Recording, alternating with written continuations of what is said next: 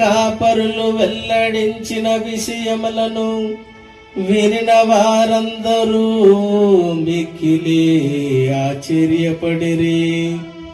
కాని మరియమ్మ అంతయు తన మనసున పదలపరుచుకొని మననము చేయుచుండెను. గొర్రెల కాపరులు తమతో చెప్పబడినట్లు తాము వినిన వానిని చూచిన వానిని గురించి దేవుని వైభవమును శ్లాఘించుచు తిరిగిపోయిరి. 8 దినములు గడిచిన పిమ్మట శిశువునకు సున్నతి చేసి ఆ బాలుడు గర్భమునందు పడక పూర్వము దేవదూత సూచించినట్లు యేసు అని పేరు పెట్టిరి.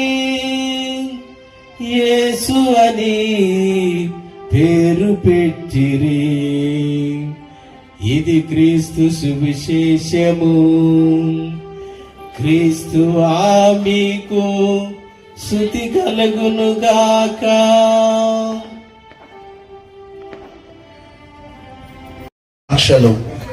Happy new year.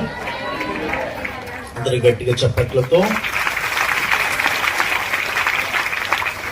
అందరు కూడా కొద్దిగా శ్రమ అనుకోకుండా మీకు ఇరువైపులా ఉన్నవారు ఒకసారి యొక్క నూతన సంవత్సరంలో ప్రవేశించే ఒక చక్కటి అవకాశము దేవుడు మనకు ప్రసాదించారు.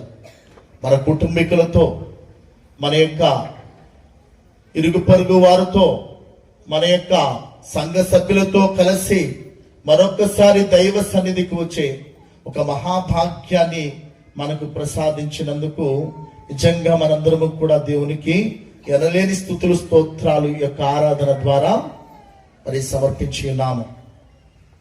ఈరోజు ప్రత్యేకించి ఈ రాత్రి సమయంలో ఒక ఆత్మీయమైనటువంటి ఒక అంశం గురించి ధ్యానించాలన్నటువంటి